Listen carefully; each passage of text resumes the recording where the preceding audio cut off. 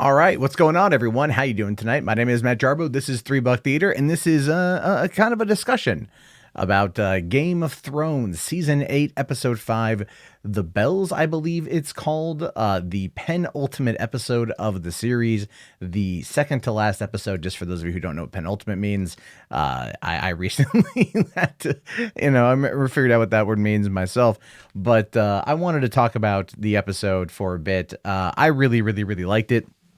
I thought it was very well done. I thought it was very well done. And the twist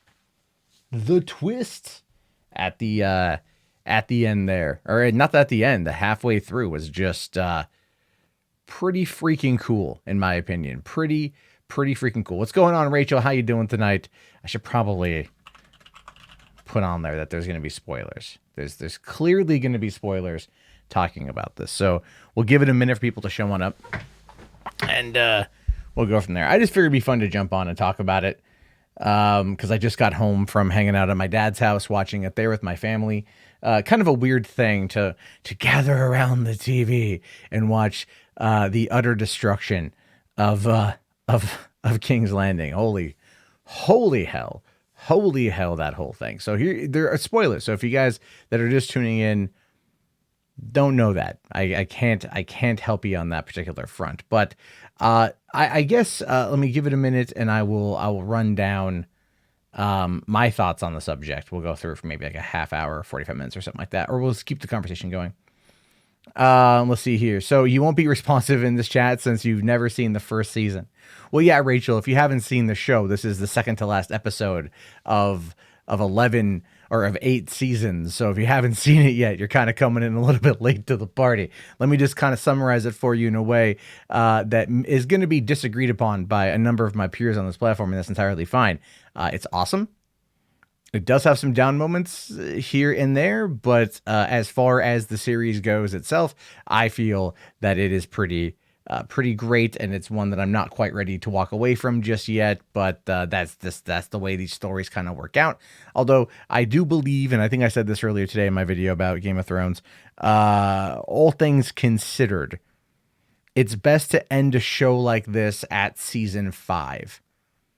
Because afterward, you run the risk of kind of overstaying it, and certain plot points aren't going to get wrapped up in a succinct enough fashion to please everyone. Tonight, they kind of prove that. They wrapped up a lot of plot that a lot of people maybe aren't have. Let's see here. Let's see. The only person I've seen praising this episode is John Campea and me. John Campea is shill and a paid mouthpiece. Well, the Norwegian guy, I'm not being paid at all. If you want to super chat me some money, then I'd be getting paid, but I'd still be giving you my opinion. So you can sit there and think that John Campea is a shill till the end of time. I don't really care. I don't know John personally. I've never interacted with John. I legitimately enjoy the show. I've legitimately enjoyed the show since it began in 2011. I legitimately enjoyed it once it went off script from the book, because that's kind of what it had to be. And I'm able to look at a story of this magnitude with this many characters and understand what they can get right and understand what's going to ultimately have pitfalls. And this actually has a lot to do, and I might have mentioned this earlier in my other video about it, but it has a lot to do with Downton Abbey is a basis I like to use, because Downton Abbey, 6 seasons, 8 episodes a season, plus the Christmas special. And what you're looking at is 16 concurrent storylines that some wrap up and others move on, and new ones come into play, and new characters come and they go and they come and they go and they come and they go. Sometimes it's expected. Sometimes it's unexpected. Sometimes it's quick. Sometimes people leave because they find a better job. Sometimes they leave because they die. It happens. Life is messy like that. And that's one of the things I enjoy about this kind of storytelling, is that you don't quite know what's going to happen next. You don't quite know where things are going to go. Your expectations, for the most part, are just kind of waiting to see what happens next. And at the end of the day, if they can still hit the good, solid beat points, you're still getting told a good enough story to where you can kind of look past some of the problems. And let's be realistic here. Every single show has problems, whether it's narrative or production, talent, so on and so forth. I was having lunch earlier today with a friend of mine from LA who was in town, and we're talking about Lethal Weapon, the series, and what ultimately killed Lethal Weapon as a series had a lot to do with a lot of behind the scenes problems. And so again, all of these things play into the narrative flow of it. But when I look at Game of Thrones, I come at it from like I just want to be told a cool story. I want characters that I like, characters that I've grown to care for over the span of the last 8 years, and I want to see what happens next. And tonight I was not disappointed at all. Let's see here. So let's look at the chat real quick. So, oh, you're not saying me. Okay, cool. Android says here, and there's gonna be spoilers. Cersei stood there in denial. Dany's turn wasn't earned yet. No, Dany's turn was straight up fucking earned, dude. Straight up earned. I don't like it. I was definitely taken aback by that. I'm not a big fan of where it went, but at the same time, that's pretty much where it was going to go. The whole point of Daenerys's actions tonight had everything to do with the path that she'd been going down. Think of it like this. Okay. What you have is a character who her entire life was told from her brother that their family lineage was taken from them. Everything they built, taken from them. Everything that they had earned and conquered, taken from them. Her father killed by the knight's command or whatever. The dude, Jamie Lannister. The brother defeated in battle. Everything that they had, the Targaryens had, gone, wiped away. In moves Robert Baratheon, a person that she's come to hate because she was told to hate. And she's got good reason to. Baratheon hated her as well. So then over the course of the years, we see her try to be this better person, try to be better than what her family lineage is. But at the end of the day, a lot of people are still bound to certain actions. If you go back and you watch when Viserys died in season 1, Dany didn't even really care. When she burned the witch who couldn't save Drogo, Dany did not care. You know what I mean? Like, she has this very apathetic approach to when it comes to her enemies, and that's very much a Targaryen mindset. And when it came to this whole situation too, when she was pushed and pushed and pushed, thinking she had finally gotten to the point of where she was going to be in control. She was finally going to be going after the Iron Throne. She had a man who loved her, a man who she loved, who was well respected and by the North. She fought his war. She suffered heavy losses. And she's like, okay, but it's worth it in the end. It's worth it in the end. And then she finds out that she doesn't even have the rightful claim to the throne. And if anyone else finds this out, they're going to use it against her. Everything that she's been told, everything that she's been led to believe over the span of her entire life is now called into question. And a person is going to have very differing responses to that, especially when she comes from a family of inbreeding and she comes from a family with very clear mental problems. So there's a lot that went into that. And Missandei being killed last week is clearly what put her over the edge. Is clearly what put her over that edge. And there was a line in there too when she's talking with Grey Worm after burning Varys, which I get why they did it. I'm still not happy how he went out. Because it really made me not like Daenerys as a character, and I've always liked Daenerys as a character. But the way I looked at it essentially was that, she's talking to Grey Worm and she says, you'll know what to do when you hear it. Like, you'll know it when you see it, sort of thing. And a lot of people interpret that to be the assault on the Golden Company, when she takes everything out, which I think it ultimately was, but it also plays to a dual meaning, which is when she starts burning everybody, and then Grey Worm and the Unsullied and the Dothraki and the Northern Fighters basically turn off their moral compass and go to fucking town. And that shit was insane to watch. And I read some reviews real quick that were like, no, the Unsullied would never do this. Grey Worm would never do this. And like, no, they would. They would. They would. He's not there. He if she told him not to do something, he would do it. He's watching her burn through, like, how many tens of thousands of people were killed on that raid, right? How many tens of thousands of people were killed in that particular point? That was her whole situation. It's like, that was their whole way of looking at it was, all bets are off now. And Jon completely bewildered, Tyrion completely bewildered.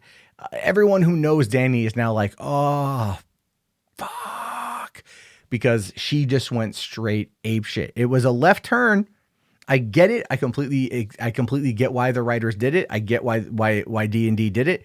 I just laugh that it was like, was not expecting it. I wasn't. I also didn't, if I'm being honest with you guys, I don't think I wanted it to happen either. And again, my own expectations were completely not what they were in this episode. Anyway, okay, so DTK Studios here says, I literally had to explain Dany's entire character progression because she hates the character's development this season. Me personally, I think it's great to see a beloved character fall so much. As I was just pointing out, I completely agree. I think it was always destined for that, although I think she was always fighting against that internal, that own darkness. Let's see here. Arya has more plot armor than Sam. The Arya stuff was great, man, because and in the aftermath of the episode, they talked about this in the aftermath of the episode, showing us the ground level perspective from Arya's perspective of seeing like the fighting and the dragons. Like it's a character that we know, that we care about. It's a character that we don't want to see anything bad happen to. And so we're watching all this death and destruction happen around her. And it's just insane. Should she have probably died in there? Yeah, maybe, you know, but at the same time, you're going to always have these situations. The heroes are always going to be surviving things they probably wouldn't normally survive.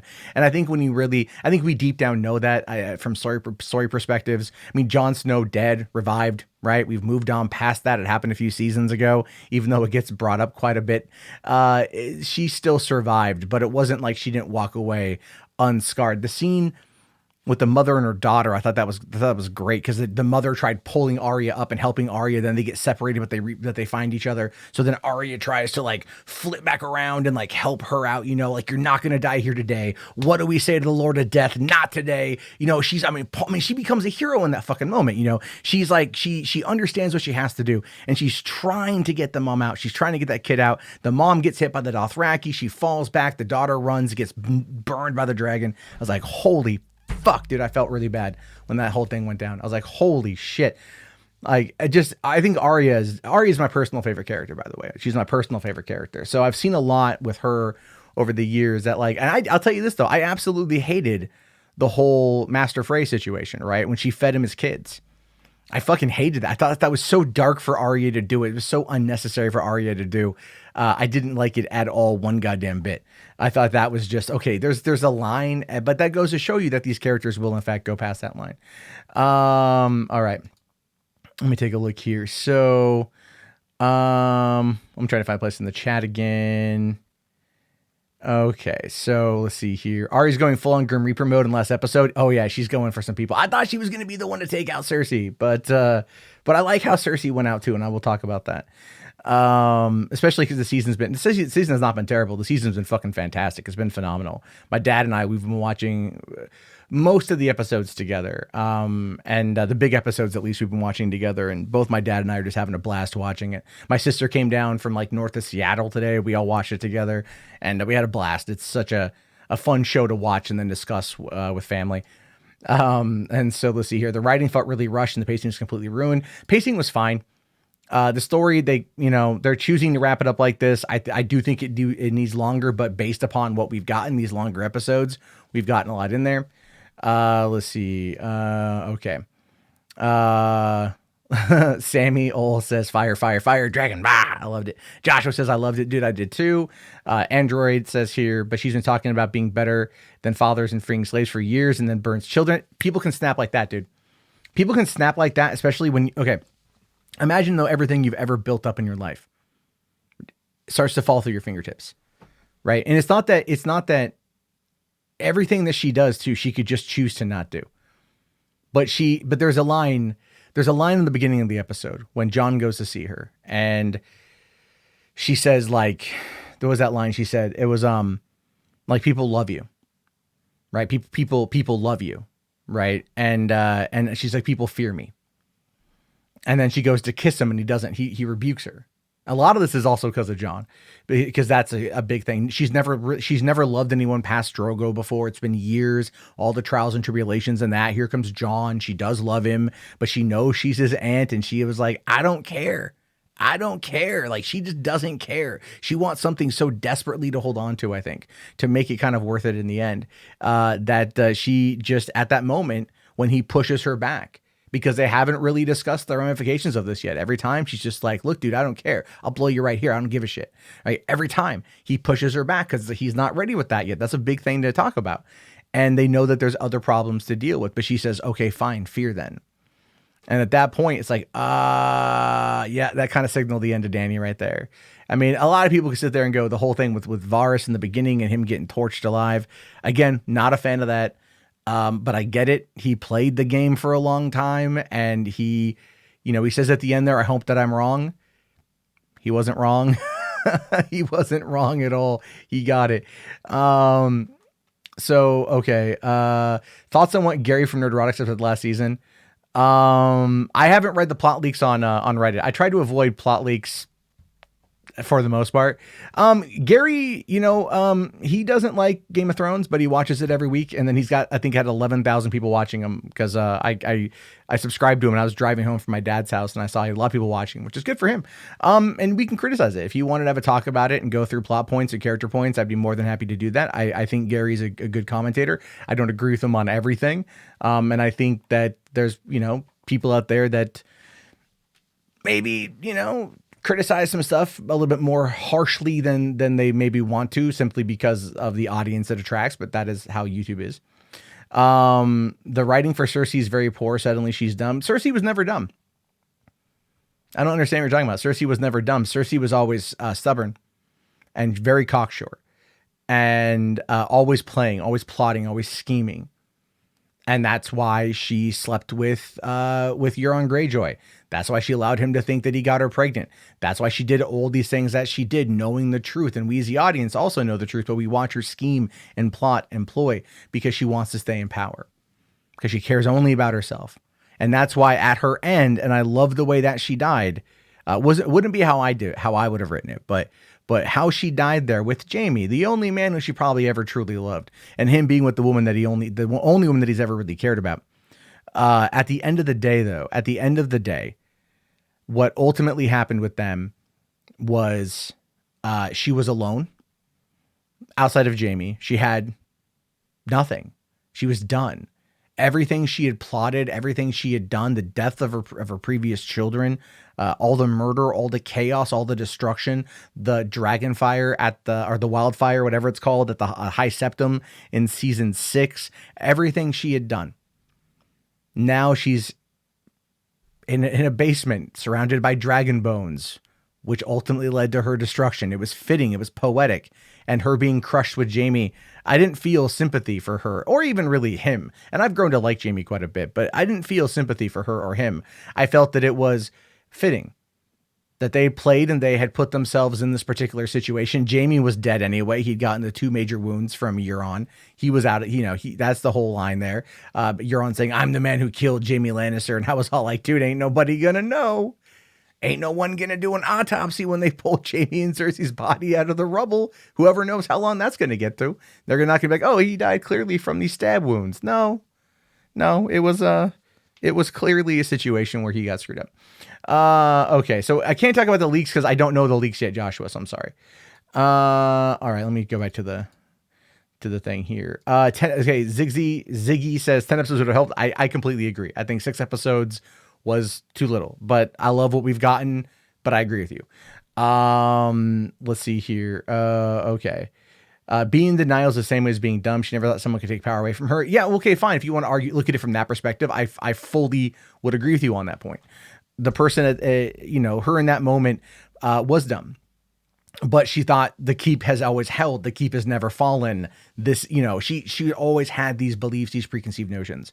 And also Clyburn was like filling her head with bullshit constantly anyway.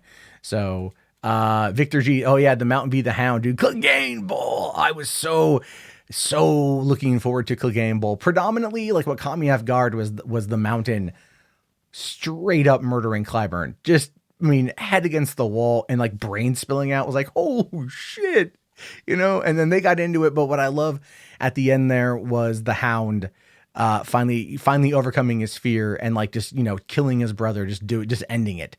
I would have loved for it to have been a dual team up between Arya and him, which I feel it would have been better. But I also went out like in the right way. Like he knew he was dead. That was his choice. He wasn't going to come back. And that scene with Arya was great because he kind of told her how he finally felt, because he had grown affectionate for her and he was affectionate for Sansa as well. He was always a misunderstood character in my opinion, but that was a good fight. That was a very, very, very good fight. I really, really, really loved the Hound. I have for many seasons now. Ever since I think season 2, I've been a big Hound fan, and I think he went out in a fitting fashion, I'm still bummed that he went out. I am. I'm not gonna lie. Like that's the only death of the episode where I'm like, no more him. But I'll clearly watch the season. What do I think about Danny taking out the fleet? Well, the thing with that, what is, if you think about it from like, from a, I don't want to say a tactical perspective, but how I kind of viewed it was like beforehand, when she was flying out in the open and Rygar got taken out, there was, people like, oh, couldn't she see them? And it's like, well, maybe, but they were kind of nestled in between two rocks. And she could have thought that they were just part of that formation. And you see those rocks outside of the shoreline of Dragonstone. So she may not have been paying attention to that. And Euron has some good aim, let's be fair, but still. She flew above the clouds, right? She flew above the clouds, got a good bird's eye view, way out of the view of the Scorpion. And then that's when Euron like looks up and sees her and he's like, what the fuck is that thing? And then she comes swooping in and comes in from behind him. So then they're trying to turn the Scorpions around, and then she comes and blasts a whole bunch of them out, but then gets close to the water. So the Scorpions are aiming up. They're not necessarily aiming flat or down. So she comes in underneath, comes in low, and just starts basically blasting them out. It was a solid play. It would have been cooler with 2 dragons, to be honest with you, but it was dope with 1 dragon. And then she comes in from behind King's Landing and then just starts taking them all out and then blows out the door because they were facing another perspective. So she got lucky on that one. And I thought that was pretty great too. Taking out the Golden Company pretty quick was very, very chill. So, you think that the Scorpions are useless because, against Drogon, because the special connection to Right Rise of the Dragon? Possibly. She, maybe more now they're aware of it and they're being more mindful. Sam D Live says, I think people are underestimating the damage on the other dragon. In all other cases, it's always been expected the dragons are OP. Maybe. I mean, the dragons are always kind of viewed as being this like godlike entity, aren't they? They're always being viewed as this massive thing. When ultimately it's like, they can still fucking die. We saw that happen when the Night King took them out and then resurrected that one, and that was dope as shit. Let's see here. Sep Sepulveda says, I'm late, but Worm would totally do it. He did it for Missandei. Daenerys said, if I can't have it, no one will, which is funny to me because I thought that would be Cersei's stand. Yeah, pretty much. I thought so too. I thought Cersei would take out everything with the wildfire. Dragon, what's it called? Is it wildfire or dragonfire? I always get confused. But I love that because I love that you get to see when she's nuking the city, when she's torching the city and it's blowing up the underground reserves. I thought that was pretty cool because that was a reference all the way back from season 2, which I thought was great because of the different deposits that Aerys Targaryen had hidden underneath the city because he was going to raise the whole damn thing. Like, I mean, that's the thing is like that little detail right there was pretty cool. It's a throwback 6 seasons prior. I thought it was great. But see, the thing with Grey Worm, yeah, people were just like, Grey Worm, he wouldn't kill these people. He wouldn't do all this stuff. And I'm like, no, he totally would. He totally would. He doesn't care. Like at that point, he doesn't care. You could see it in his eyes too. He was waiting for that moment. And I thought that was interesting. I thought Jon's reaction was crazy. I thought Jon was like, because he's trying to understand it. He's trying to like pull people back. You could see him want to, but then like the Lannister army's coming at him and he's like fighting them off too. So that he's kind of involved in it. It was a lot of confusion. War is confusing. I thought they really did a great job showcasing it from the ground perspective. Kind of like, Godzilla 2014, right? A lot of people don't like Godzilla 2014. I do because I love the way that Gareth Edwards shot the film from from a human perspective, right? Like we're looking up at Godzilla. We're seeing this massive behemoth of a monster coming and that's the perspective that we see it from. And I thought that was great. I thought Miguel, the director, did a fantastic job. There's a $5 super chat here. From Delusion to Truth, saying people are saying the episode is terrible. I thought it was unbelievable. What am I missing? Are you saying unbelievable in a good way? Because I agree with you. I've like, here's the thing. It's become popular to hate on Game of Thrones. I think we can be legitimately realistic with ourselves on that front. We can be real and have that discussion. It's become more popular to shit on Game of Thrones than to look at it from more of a more of an enthusiastic perspective. I like to come at it from an enthusiastic perspective because I really like the show, I like the characters, and I'm going to geek out like this when I see Downton Abbey. Trust me, when I see Downton Abbey, the movie, in a few months, I'm going to be geeking the hell out. But it's, there's a lot of people out there that like the show and a lot of people that don't like the show. And I think we all can talk about it, but, I thought it was great. Sam says here, there's a lot of divisive opinions. It's typical Game of Thrones. It feels like it's ramped up though, doesn't it? It feels like it's ramped up this season. Let's see. The shadow of of Drogon flying over King's Landing was a throwback to Bran's vision. That is true. And that's the thing is like, I told my sister tonight, I'm looking forward to buying the series on 4K Blu-ray or 4K UHD and getting it in high resolution and watching it on my 4K TV and just going through the whole series again, because I really want to see what I missed and go back to earlier seasons and stuff.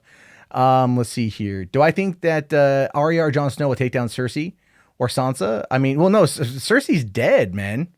Like, and spoilers. There's spoilers in the title. We're talking about the episode. There are spoilers in the episode here.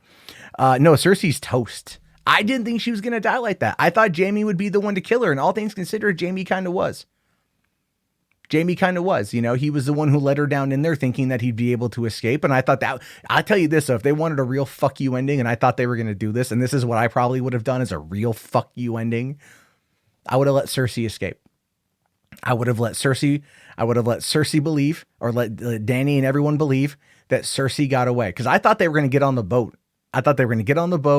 And they were going to sail out there, and Jaime was going to die of his wounds.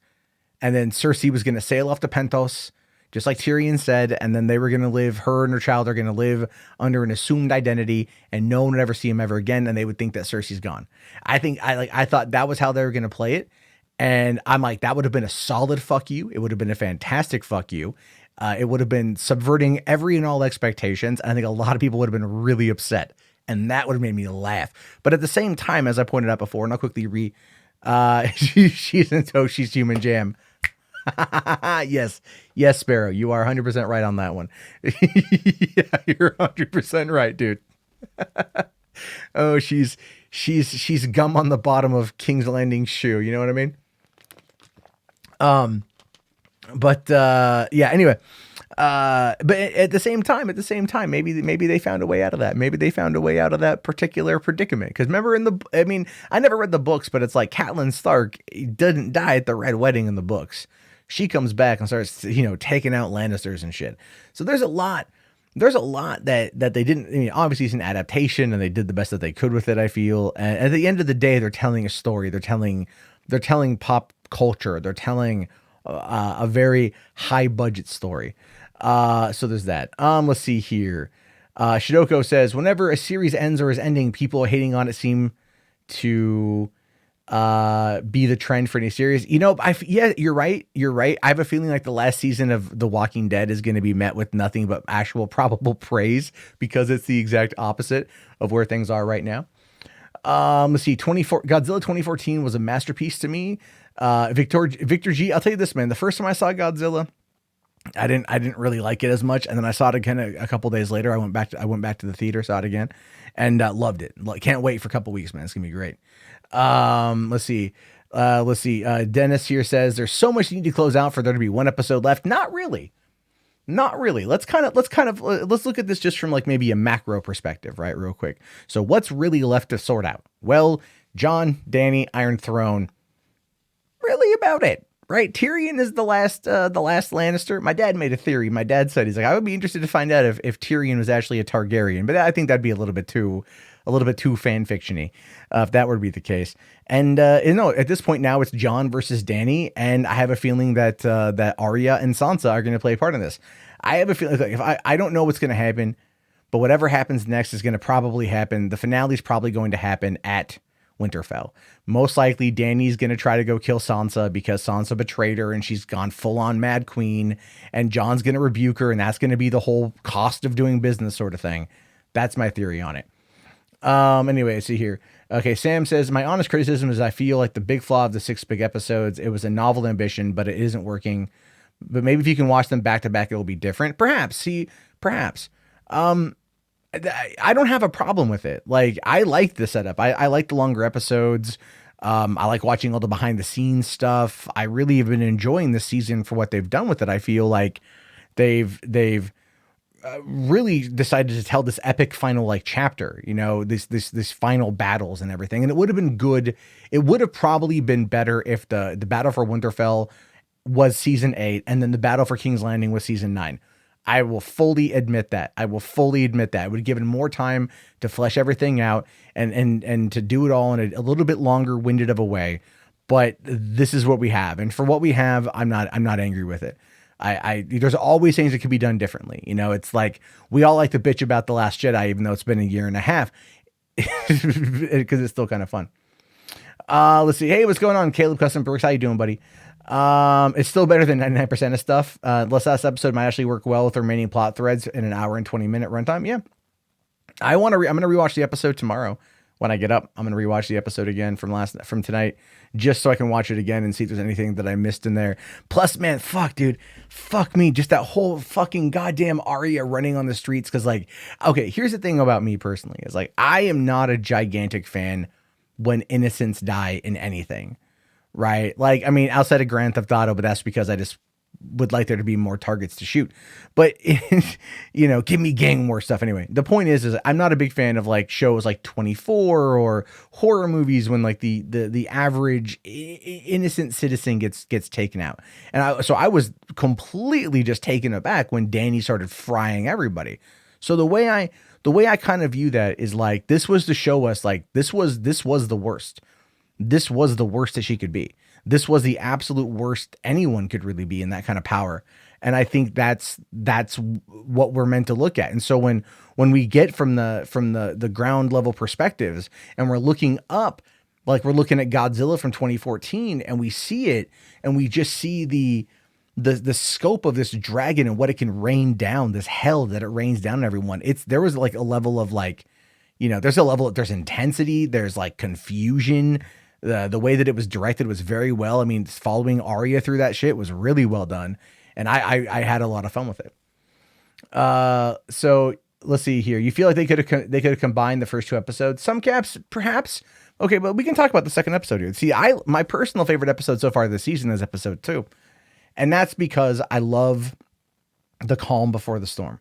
And that's how I view episode 2. Episode 2 was giving us those final moments. It was giving us those final moments, but these characters, the subtle nods to previous things, the callbacks to certain elements, everything else. There's always a lot of great moments in those scenes. And that's honestly what a lot of people like. It's those individual character moments. And I thought we got a lot of that in episode 2. You know, it was, I feel it could have maybe been put together, but having it be its own thing, I think was special because then it led into what was happening next. Now, granted, given us that episode with all the people talking, maybe more should have died in the episode, perhaps, you know, rather than just Missandre, fucking Jorah, and Lyanna Mormont. And who else? The Night King, Theon. You know, like there could have been some more.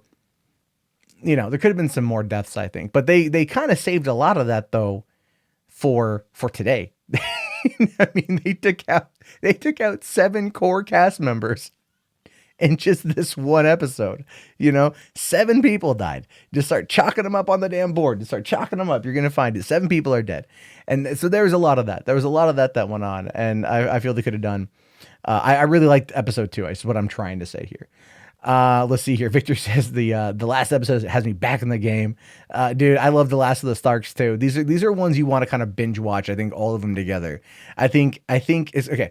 Let me give you guys kind of a core example of this one, and you may agree with me, may not agree with me, but that's okay.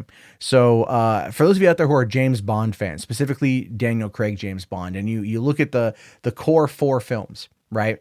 And you go maybe, well, what's the weakest of the films? What's the weakest movie in all so far of the Bond films? One could argue that it might be Quantum of Solace, right? It's an immediate follow-up to Casino Royale, and a lot of people didn't really think it was as good. So I put this experiment to you. Watch Casino Royale and then immediately start Quantum of Solace. Immediately, because Quantum picks up 2 hours after the ending of Casino Royale. Now, the way the arc is, on Casino is its height up here, right? When in regards to all the action and dealing with Le Chiffre and everything else.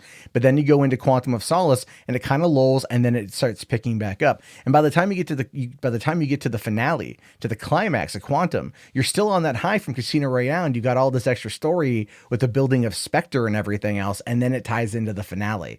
And again, it gives you this much more interesting, visceral experience of watching the movies. I was on the edge of my seat the last time I did that. I'm like, oh my God, like I already knew it was going to happen. But that's the whole point, is sometimes these things are good to watch back to back because you don't have that downtime. You just immediately jump right back into the action. And that's kind of how I view that.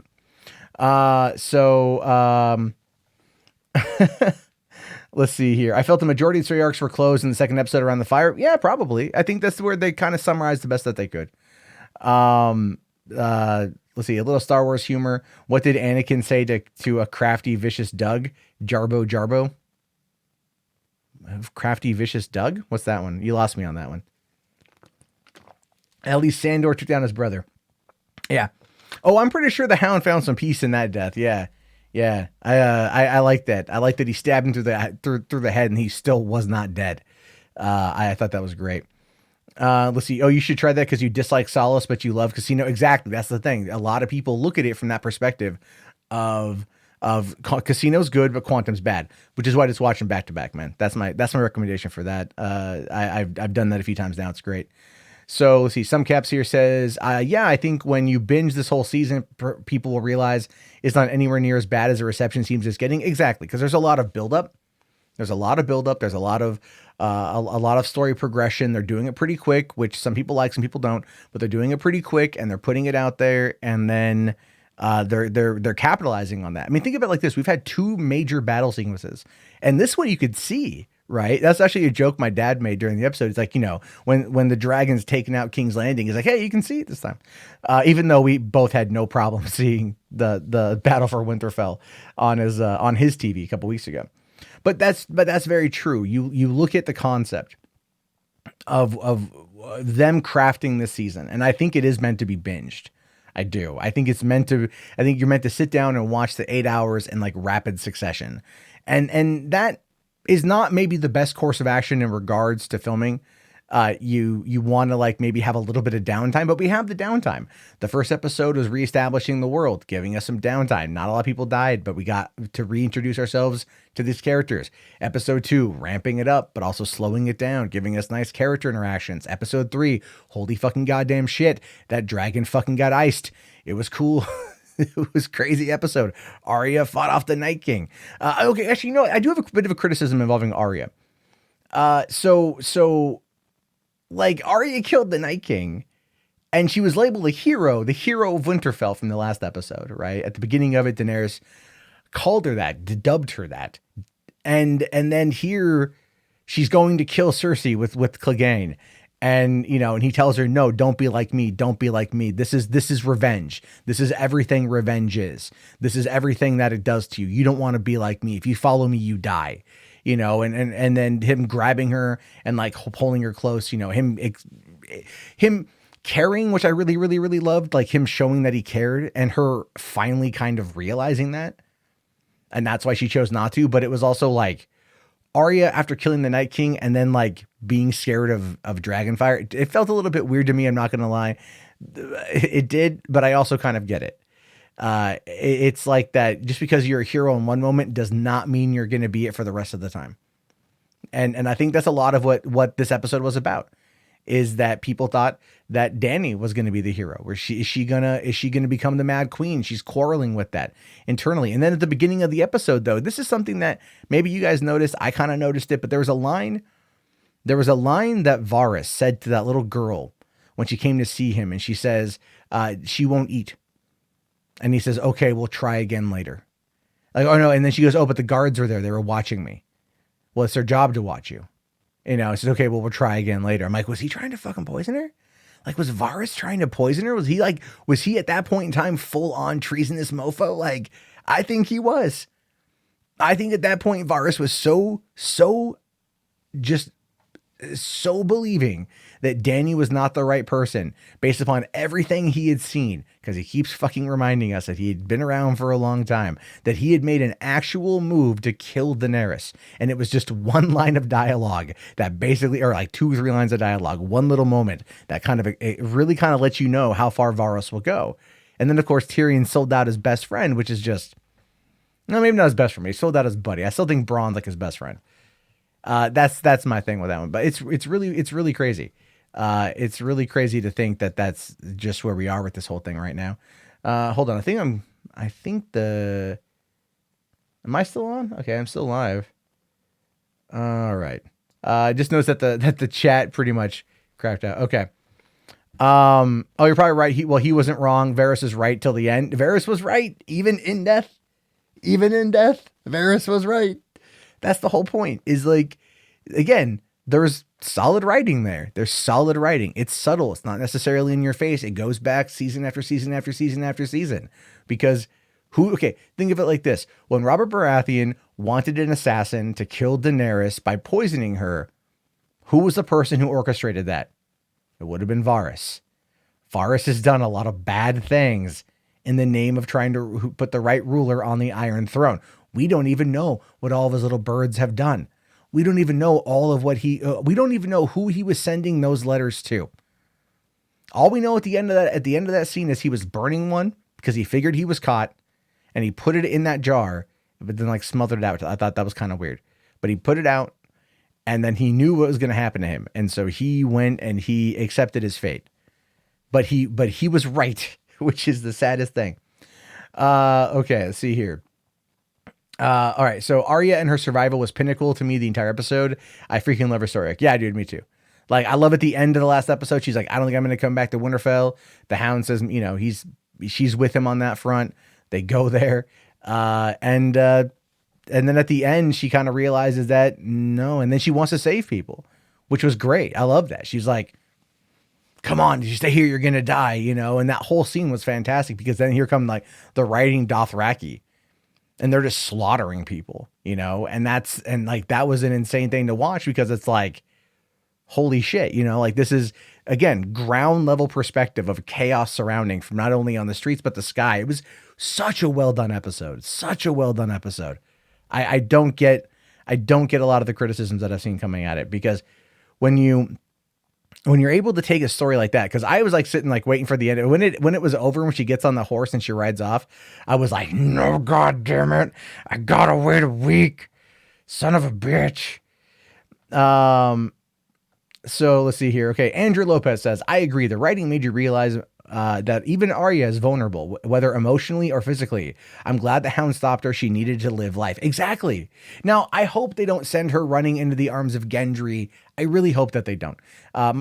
Because where the fuck was Gendry in all of this, by the way? Where the fuck was he at? We have no idea. But I am really hoping that it was more than just she goes, I wanna get, pumped full of babies and whatnot. You know what I mean? Put that baby better in me. Like, I hope she's not doing that, because Arya clearly has done a lot, and her arc has been as crazy it's been. And I don't know if she'll ever truly find peace, but it is possible in that moment that she chose that she wanted peace. So she wanted that kind of life. She wanted to be a lady. She wanted to be with Gendry. I don't know. I don't know if I want them doing that to her, if I'm being fair, but I'm sure they would do it pretty well. Let's see here. Okay. Let's see. When he said that, I thought that either two things, but I dreaded him being right, but man, was it on the money. Are you talking about Victor? Are you talking about Varys? Jude says, sometimes I think you try your hardest to be contrarian. I'm not being contrarian, man. This is me not being contrarian. I'm normally a contrarian. I can pull that angle if I have to. If I'm talking about social issues or socio-political issues or current events or things like that, I oftentimes attempt to be a contrarian person. When I'm talking about entertainment, I'm talking about movies or television, I think anyone who watches me for longer than 5 minutes realizes that I truly do love this stuff, and I do get very enthusiastic over it. And I do get very enthusiastic over a lot of different things, because movies and entertainment, Hollywood, the industry, those are my passions in life. That's what I moved to LA in 2010 to pursue that dream. Didn't work out the way I wanted it to, but I ain't done yet. I've worked on movies. I've written movies. I genuinely love this kind of stuff. And so when I talk about it, I want to be as conveying as I can be. People think I'm contrarian or I'm a shill because I like things, which I think is really funny. I laugh. I'm all like, you're mad that I like something. I laugh that you don't. Not that you have to like this specifically, but it's like, you know, it doesn't have to be all fucking bad shit. So you do like them together. No, Andrew, I'm not saying don't go and be with Gendry, but I'm like, I don't want her to become like this, you know, settle down and be a lady. Catelyn Stark, even though she was a lady, was a lot more than just a lady. You know what I mean? Like, and Sansa's more like her mom, but clearly Arya's more like her dad. And so, but she's had such a fucked up ride. So on an emotional level, how good could she be? There's my question. Okay, so Victor says she's no Mary Sue. It was great for her. Arya and Sansa need to show Dany the North remembers, and I think they will. Dany is gonna die in the North. That's what I'm calling right now. No, you were talking about Varys. Okay, cool. But I do agree that Arya is no Mary Sue. People are trying to call her a Mary Sue because she killed the Night King. Again, I think a lot of people that were calling her a Mary Sue like either just came into the show, never watched from the beginning. What do you say to the Lord of Death? Or was it, what do you say to the God of Death? Not today, right? Season 1 shit from back then with the Swordmaster. That was some great stuff. That was already setting her arc in motion, already setting everything up, you know, for what she was to become. That was great. And even then, even fighting the Night King, she was like, I've seen death. Death wears many faces, and I look forward to seeing this one. And then she encountered it head on and then gutted it like a bitch. So, if I were a real shill, I would have defended The Last Jedi. I'll tell you this, DK Studios. I still dislike the fact that I don't like that movie. I am a big Star Wars fan, as evidenced by I'm rocking a Boba Fett jersey. For me, it's very difficult to not like The Last Jedi. I think about it often. I try to talk myself into liking it or liking more of it. I'm more apathetic to certain things than I used to be, but there's a couple things I'll never get over. Canto Bite's a big one, but that's the whole point is I cannot like something. If I don't like something, I'll tell you I don't like it. I have enjoyed Game of Thrones since 2011 when I first started watching it. So, let's see here. Arya is literally the only one. Wait, you want to do a collab, Robert? I don't really, I haven't done any writing in a long time, but I do intend to return to it at some point. Let's see. Arya is literally the only one that makes sense. She's been a badass since forever. That's true. I like Sansa, by the way. Sansa's arc into what she's become, I think, has been pretty good.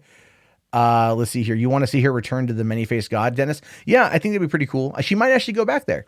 That might actually be where she goes after this, because that might be what she feels all is left. And it's entirely possible that she'll be the last remaining Stark. We have no idea.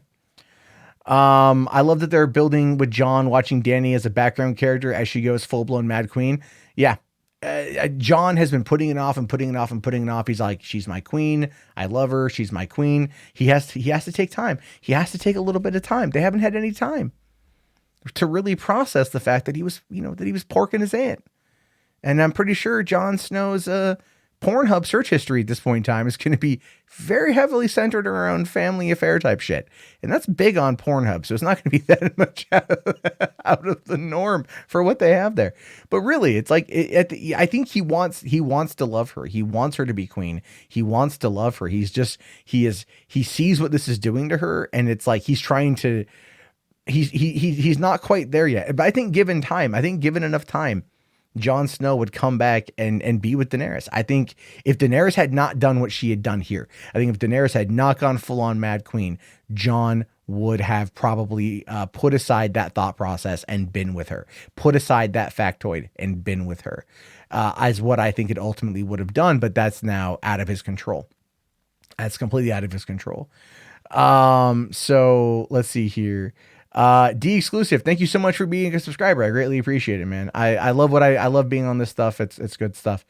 Okay. Ever since we stopped seeing how things affected the citizens in the show, nothing really mattered anymore. Who cares who sits on the throne if there's no one there to rule over? You know what, Jude? You actually make a really, really solid point there. I mean, the show has always been about the Game of Thrones. Like, Was it Renly? Was it Stannis? Was it Robb? Is it Jon? Is it Dany? Is it Cersei? Was it Joffrey? Was it Tomlin? Tommen? Was it like, who are these? Who all wants it, right?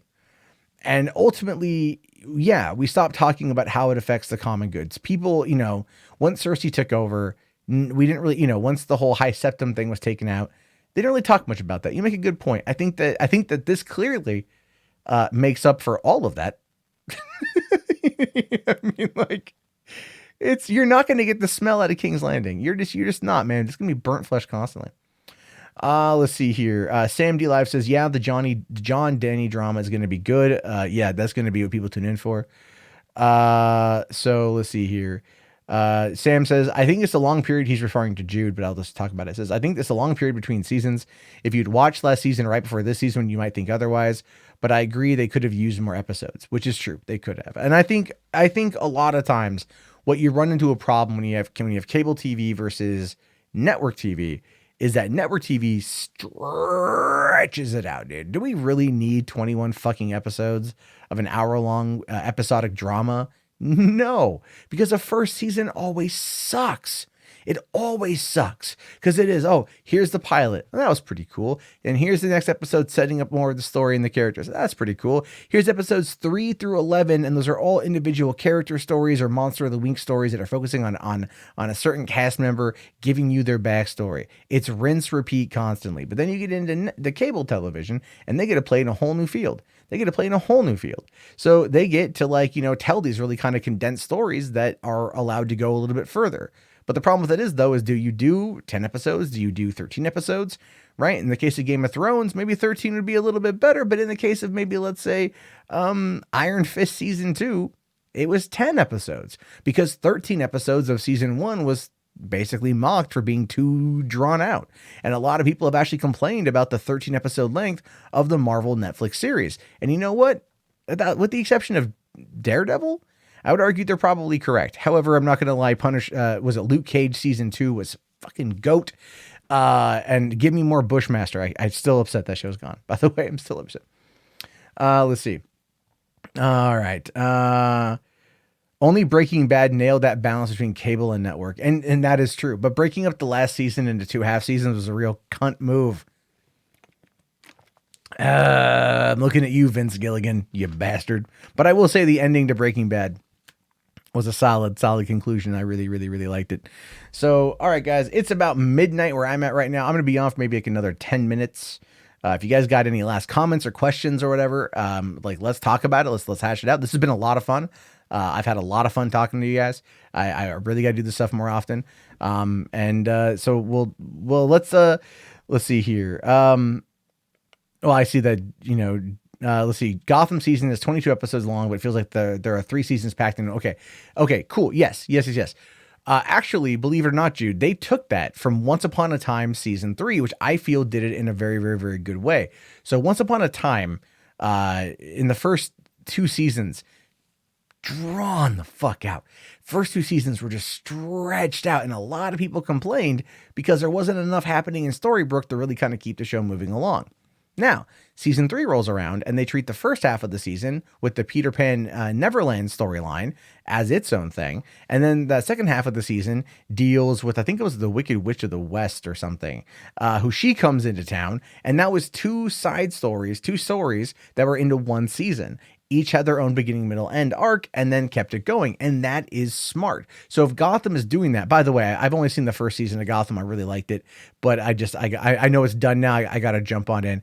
And if it's there, then you can totally go and check it out. I need to give it a watch. Let's see here. Am I going to reactivate the Discord? Shidoku, my Discord is open. The link's in the video description. We did just go through and clear out a lot of inactive accounts. People who have been inactive. My mods went in and cleared out about probably 600 people or so. We just wanted to kind of cull it down. We're going to be reorganizing it a little bit. It's going to become a $3 theater Discord. Effectively, all things considered, Mundane Matt as a brand is dead. I'm moving away from that. This is what I'm focusing on. What is the best TV shows in my opinion? Well, obviously Game of Thrones is up there for me. Stranger Things, I really love. Daredevil, I feel season 3 was fantastic. Season 2 was great. Season 1 is one of the best things ever, in my opinion. The Orville, even though I'm really behind on season 2, I have to say, just from what they did with it, was fantastic. I loved it. South Park is still up there, in my opinion. What's another one? Oh, F is for Family on Netflix. If you haven't seen F is for Family, you're missing out. 3 seasons of pure comedic gold. Big Mouth is another good show I really like. I see a lot of like half-hour shows. Like, surprisingly, Bob's Burgers has been able to maintain a high level of quality across 20 some odd episodes per season now for 8 seasons. So that's great. Let's see here. I think it's a great method of doing a show because I'm always drawn to keep watching and nothing feels like filler. Yes, that's the thing. Okay, so let's kind of quickly break down the network television bullshit that they always fuck around on. It just pisses me off, and I've talked about this before, but this is the whole thing.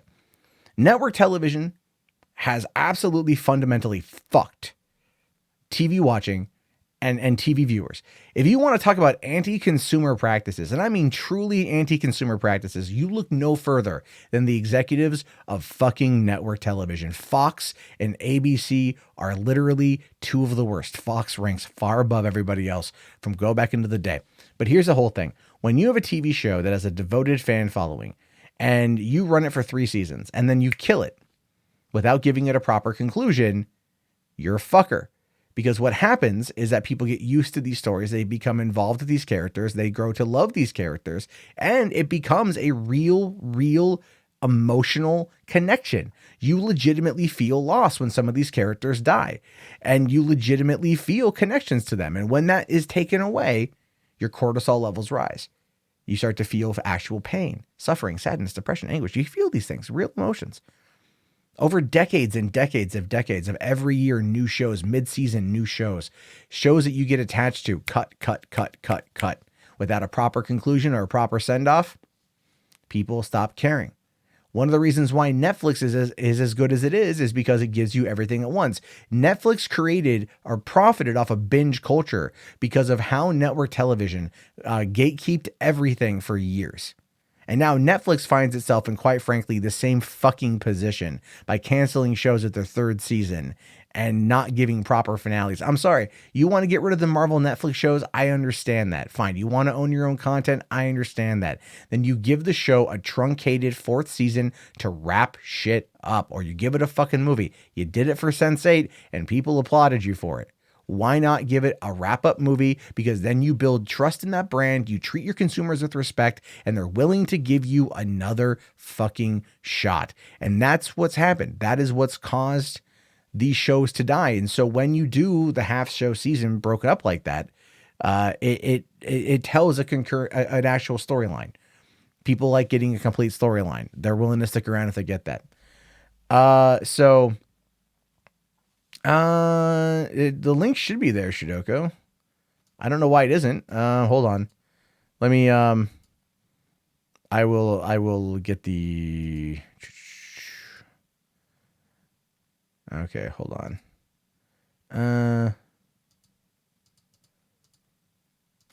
Okay. All right, hold on. I'm posting it in the chat right now. That should work. And yeah, network TV's been going downhill for years. I completely agree. It's so that's where things are with that shit. That's one of the reasons why people get really into, like, you know, cable TV, because cable TV feels more willing to give you the benefit of the doubt. And it's, you know, I think also, you know, one of the reasons why people maybe are kind of how they are with Game of Thrones is we're getting a complete story. You may not like where it's gone or how it's entirely gotten there, but it's still going to be complete. And that's better than other people can say. So if there's nothing else, I think I am going to wrap it up because I need to go and I need to get some sleep because I got a long day tomorrow. But this has been a lot of fun. Thank you guys so much for hanging out. If you guys want to, you don't have to, hit like, be fantastic.